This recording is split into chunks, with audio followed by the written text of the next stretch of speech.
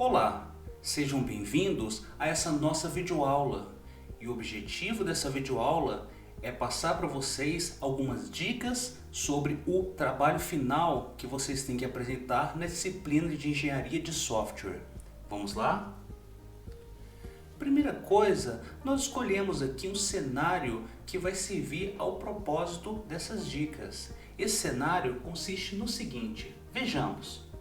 Nós temos aqui alunos, professores e coordenadores de curso e todos esses usuários eles podem entrar no sistema usando o seu login e senha, ok? Temos usuários que podem entrar no sistema informando login e senha. O coordenador ele pode cadastrar cursos e disciplinas. Quando ele cadastra uma disciplina, ele precisa selecionar o curso ao qual essa disciplina pertence. Vejam, uma disciplina não faz sentido existir sem um curso. Então, por isso, o coordenador precisa, no momento em que ele está cadastrando uma disciplina, selecionar o curso ao qual a disciplina pertence. O coordenador também pode cadastrar alunos e professores. Um professor ou aluno pode estar associado a diversas disciplinas e um aluno está necessariamente associado a um curso. Bom, isso é uma coisa até um pouco óbvia, não é isso? Vejam lá, se você tem uma disciplina, você tem que ter um professor para ministrar aquela disciplina. Se você tem uma disciplina, você vai ter alunos naquela disciplina, ok? Vejamos. O professor também informa no sistema a frequência e as notas de um aluno da disciplina pelo qual ele está responsável. Perfeito. O aluno visualiza no sistema todas as disciplinas na qual está matriculado e também as notas que tirou nessas disciplinas, ok? Bom, esse é o cenário que nós vamos analisar aqui nesse vídeo. Vamos lá. Primeiro erro mais comum que os alunos cometem quando vão levantar os requisitos funcionais. Vejam lá. Alguns alunos poderiam apontar, por exemplo, como requisito funcional o seguinte: um professor ou aluno pode estar associado a diversas disciplinas e um aluno está necessariamente associado a um curso. Será que isso é realmente um requisito funcional? Acompanhe comigo. Bom, primeira coisa, vocês precisam ter em mente o seguinte: vejam, um requisito funcional ele precisa corresponder a um cadastro, como por exemplo, cadastrar alguma coisa. Vejam, será que eu estou cadastrando alguma coisa nesse exemplo? Um requisito funcional, se não corresponder a um cadastro, ele tem que corresponder a uma pesquisa, pesquisar alguma coisa, ou ainda a algum processamento, calcular alguma coisa, ok? Então, vamos lá, nesse exemplo acima, será que nós estamos cadastrando alguma coisa? Não, nós não estamos cadastrando nada. Será que nós estamos pesquisando alguma coisa? Também não. Estamos calculando alguma coisa? Não, nenhum desses três casos se encaixa nisso que foi apontado como requisito funcional. Conclusão, pessoal, não temos aqui nesse exemplo um requisito funcional, ok? Nesse caso, esse item que foi apontado, ele não corresponde ao requisito funcional, corresponde a uma regra de negócio. Vejam, professor ou aluno pode estar associado a diversas disciplinas, isso é uma regra, ok? Um aluno está associado a um curso, isso é uma regra. Eu não estou cadastrando nada, não estou pesquisando nada, não estou processando nada. Um ponto importante, tá, pessoal? Requisitos funcionais são verbos, ok? São ações e pensem nessas ações sempre dessa maneira: cadastro, pesquisa ou processamento. Vamos ao próximo? Vamos lá. Vejam só, esse outro suposto requisito funcional. O coordenador deve selecionar o curso ao qual a disciplina pertence. Será que esse é um requisito funcional? Acompanhe comigo. Será que a gente está, nesse exemplo, cadastrando alguma coisa? Não. Será que estamos pesquisando algo? Não, estamos selecionando algo. Será que estamos calculando algo? Também não. Vejam, esse é mais um exemplo onde nós não temos um requisito funcional. Nesse caso, o item que está sendo apontado, ele não é um requisito funcional. Por quê? Porque na verdade ele é uma função menor de outro requisito funcional, que é o cadastro de disciplina. Então vejam, pessoal, aqui quando você está cadastrando uma disciplina, aí sim você precisa selecionar o curso ao qual a disciplina pertence. Mas vejam, isso aqui é uma ação dentro desse requisito funcional maior, ok? Então, não confundam isso com o requisito funcional, certo? Uma ação que pode acontecer como parte de um cadastro não é um requisito funcional, ok?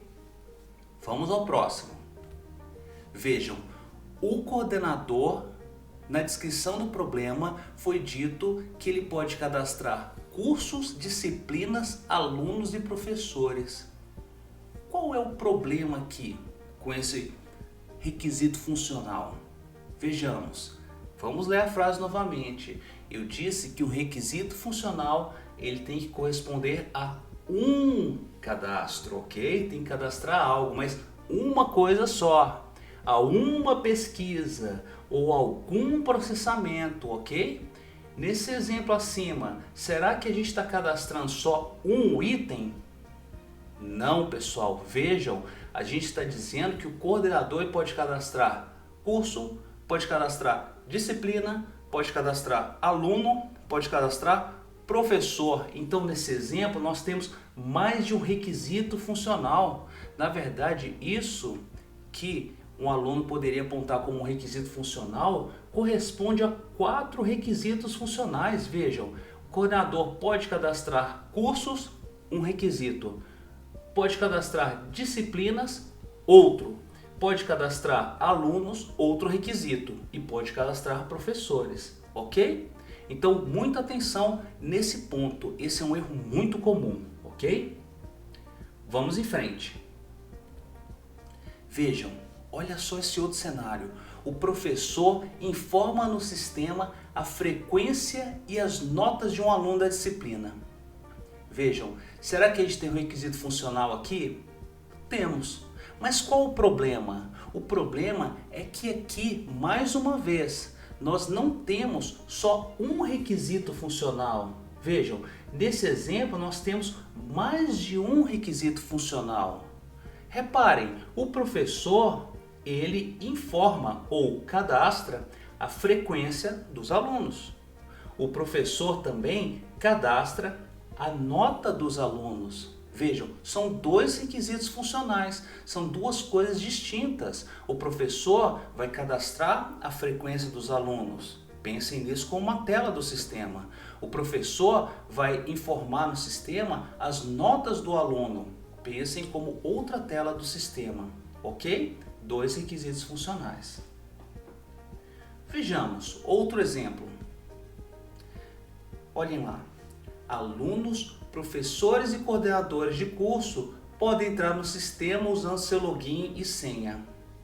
Vejam, nesse caso, a gente pode fazer uma simplificação. Nesse exemplo, nós estamos realizando um mesmo processamento, vejam, para diversos usuários. Vocês não vão apontar lá no sistema como requisito funcional, assim, um aluno pode entrar no sistema usando login e senha. Outro requisito funcional, professor pode entrar no sistema usando login e senha. Não, pessoal, vamos lá. Aluno, professor, coordenador são todos usuários. Então a gente vai dizer o seguinte: um usuário do sistema, ele entra lá no sistema usando seu login e senha, ok? E que é um usuário do sistema? Um aluno, um professor ou um coordenador, ok? Então, pensou em requisitos funcionais? Sempre tenha em mente isso. Um requisito funcional é um verbo, é uma ação, é um cadastro. Estou cadastrando algo, pesquisando algo ou calculando algo, realizando algum processamento, ok? Vamos lá. Vamos agora olhar os erros mais comuns nos diagramas de classe. Vamos lá? Primeira coisa, pessoal, o erro muito comum que acontece é a pessoa pegar e colocar no diagrama de classes coisas parecidas com o que vocês estão vendo aí. Uma classe cadastrar aluno, uma classe sistema, uma classe efetuar login, cadastrar curso e ligar essas supostas classes com linhas que a gente não sabe nem para o que essas linhas representam. Vejam, uma coisa que vocês precisam ter em mente é o seguinte: um diagrama de classes ele precisa mostrar os dados que estão armazenados no sistema e não as funcionalidades que o sistema vai efetuar, ok? Então, pensou em diagrama de classes, pensem quais são os dados que estão sendo armazenados no sistema. Esse diagrama, como eu escrevi aqui do lado, não está correto. Por quê? Porque nesse exemplo nós estamos aí chamando de classes coisas que são requisitos funcionais. Por exemplo, cadastrar aluno é um requisito funcional. Cadastrar curso, efetuar login e formar nota são requisitos funcionais.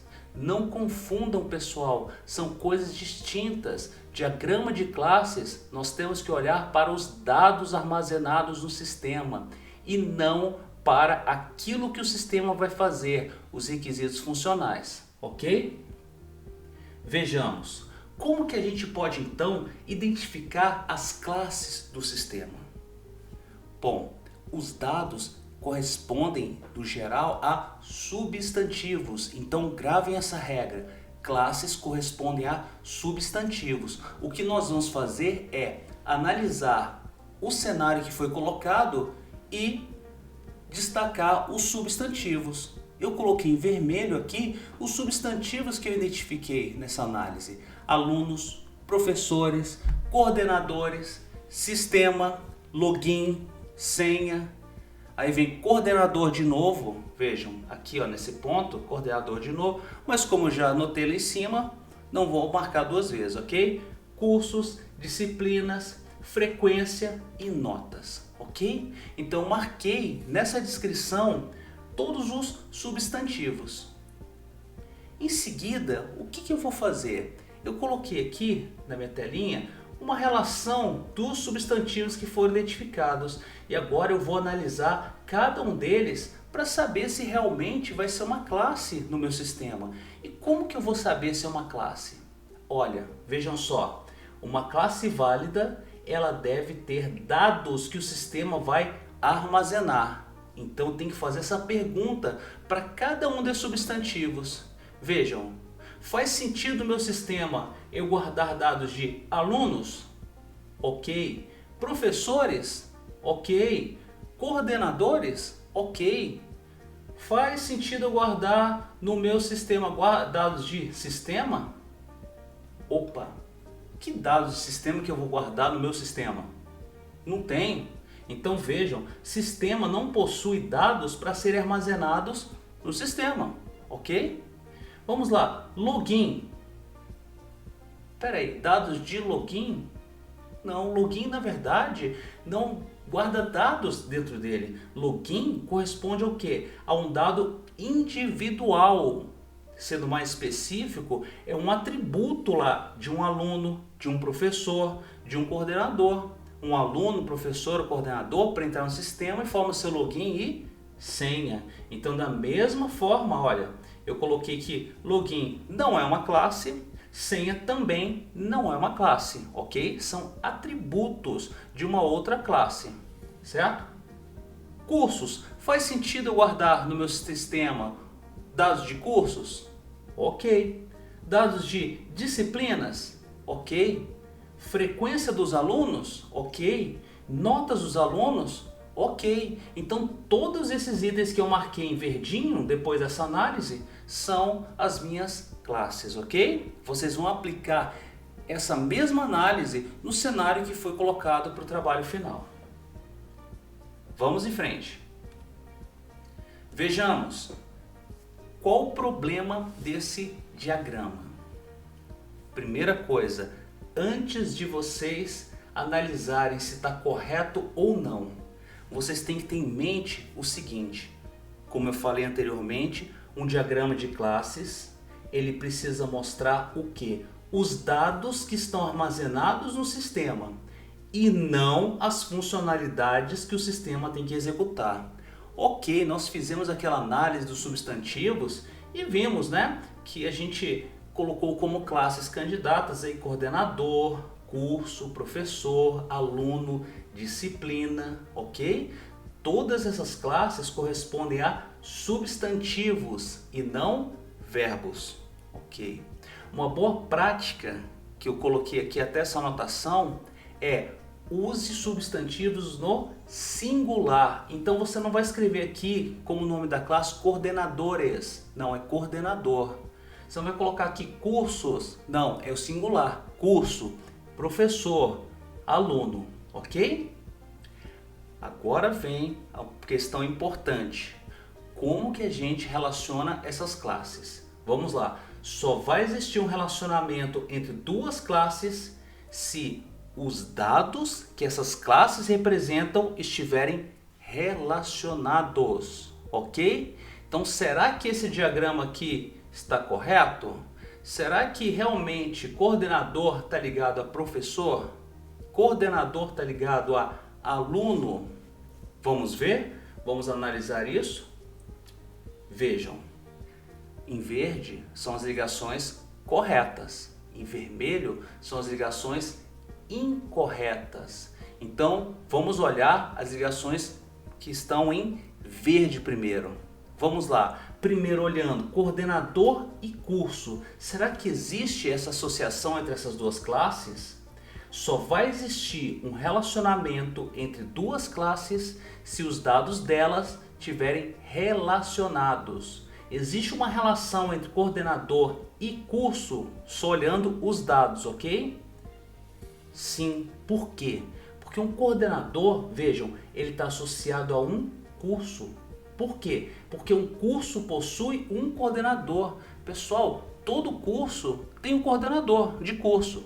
Então faz sentido essa ligação, curso e coordenador, ok? Agora, curso está associado à disciplina. Por quê? Porque uma disciplina também está associada a um curso. Vejam, faz sentido existir uma disciplina sem estar ligada a um curso? Não. Repare, a gente está comparando ali os dados dessas classes, né, para saber se vai ter uma ligação ou não. Vejam, uma dica que eu coloquei aqui embaixo. Você vai perguntar o seguinte: será que a classe X possui a classe Y? Será que X está associado a Y? Vejam, vamos olhar o caso do professor e disciplina, seguindo essa regra do possui. Uma disciplina possui um professor? Sim, toda disciplina possui um professor. Reparem, cai na regra do possui, então eu ligo disciplina com professor, ok? Vejam, nesse segundo caso aqui, que é o curso e a disciplina, né? A disciplina está associada a um curso, ok? Então você vai fazer essa perguntinha aqui: se a classe possui a outra ou está associada a outra. Vamos ver o que acontece com coordenador, professor e aluno? Vejamos esse caso aqui então. Vejam só. Será que existe essa associação entre coordenador e professor? Entre coordenador e aluno? Vamos lá. Primeiro ponto, nós vamos olhar essa regrinha que a gente colocou aqui. Só vai existir um relacionamento entre duas classes se os dados delas estiverem relacionados. Pergunto a vocês, pessoal: um coordenador tem alguma coisa a ver com o aluno? Algumas pessoas podem argumentar: o coordenador, ele cadastra alunos. O coordenador cadastra um professor. Mas vejam, os dados de um coordenador não têm nenhuma relação com os dados de alunos. Pensem lá no sistema, uma telinha para cadastrar coordenador. Quando você está cadastrando coordenador, Você tem que informar um aluno? Você tem que informar um professor? Não, os dados do coordenador existem independentemente dos dados dos alunos e dos professores. E o mesmo eu digo do aluno. Quando você vai cadastrar um aluno, você não tem que informar quem é o coordenador daquele aluno. Quando você vai cadastrar um professor, você não tem que informar quem é o coordenador daquele professor. Então, pensem sempre nisso. Se não existir alguma relação entre os dados de uma classe e outra classe, não existe essa associação aqui, ok? Vejam, o coordenador ele também está associado a um curso, mas ele está associado à disciplina? Não, o coordenador ele é coordenador de algum curso. Vejam, não faz sentido eu ter um coordenador que não esteja associado a nenhum curso. O coordenador só existe porque ele é coordenador de um curso. Agora, ele é coordenador de uma disciplina? Não, ele é coordenador do curso e não da disciplina. Por isso não existe uma associação entre coordenador e disciplina, ok? Façam essa análise com cada classe do seu diagrama para saber se aquela associação faz sentido ou não. Vejamos, outro erro que é bastante comum dos alunos cometerem é o seguinte: construir uma estrutura dessa querendo representar uma herança. E aqui, ok, é uma herança. Eu tenho a classe usuário, eu tenho a classe coordenador, professor e aluno, que são filhas da classe usuário. Perfeito, só tem um problema aqui. Eu não estou usando, nesse primeiro exemplo, a notação correta para representar uma herança. Eu preciso usar o símbolo correto de herança para apontar o relacionamento entre uma classe pai e suas classes filhas. E o símbolo correto é esse aqui, é uma setinha com um triângulo na ponta, ok? Então, muita atenção quando vocês forem representar uma herança, para não esquecer de colocar essa setinha aqui para indicar que isso é uma herança. Caso contrário, vejam, fica só uma associação. Não está dizendo, nesse primeiro caso aqui da esquerda, que isso é uma herança. Outro erro bastante comum, ok? Vejam, vocês não vão criar uma herança só porque, por exemplo, você tem um usuário que tem mais permissões que outro. Por exemplo, como um coordenador, ele pode fazer tudo que um professor faz e mais coisas, né? Pensa no sistema, o professor tem acesso a um conjunto de funcionalidades, o coordenador ele também tem acesso às funcionalidades e algo mais. Então é comum você pensar o seguinte: então eu vou construir uma herança onde eu tenho professor e coordenador. Então coordenador tem tudo que um professor tem e mais alguma coisa. Errado, pessoal. Errado, porque se você faz isso, você não está pensando só nos dados. E, mais uma vez, quando você está construindo um diagrama de classes, você tem que pensar só nos dados que são mantidos e armazenados no sistema. Eu pergunto para vocês, vejam lá, a herança é um relacionamento do tipo E1, ok? Então eu pergunto para vocês, um coordenador é um professor? Em alguns casos pode ser até verdade, mas isso precisa valer para todos os casos. Um coordenador é um professor? Não. Então essa herança aqui não faz sentido, pessoal. Agora, um professor é um usuário? Sim. Então nesse caso a herança faz sentido, tá? Então façam sempre essa pergunta quando vocês estiverem construindo uma herança. Essa subclasse aqui, essa classe filha, é um dessa classe pai? Professor é um usuário? Se a resposta for sim, essa herança é válida. Coordenador é um professor? Não, então essa herança não é válida, ok? Então lembrem-se, o diagrama de classes precisa representar os dados que são mantidos pelo sistema. Você não representa no diagrama de classes esse tipo de coisa. Um usuário ter mais permissões que outra, ok?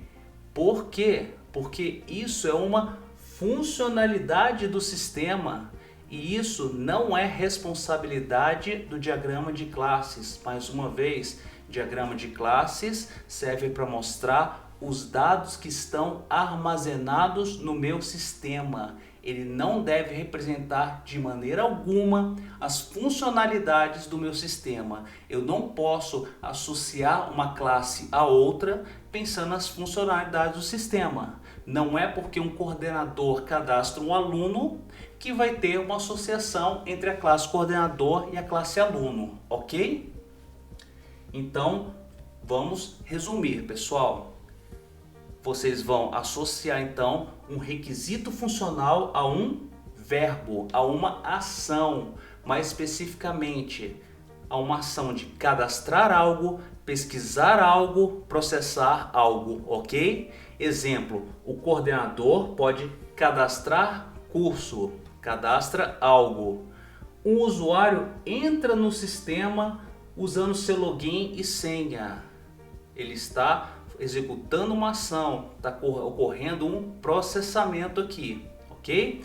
O professor cadastra a nota dos alunos, né? Quando a gente fala informa, a gente está dizendo cadastra, ok?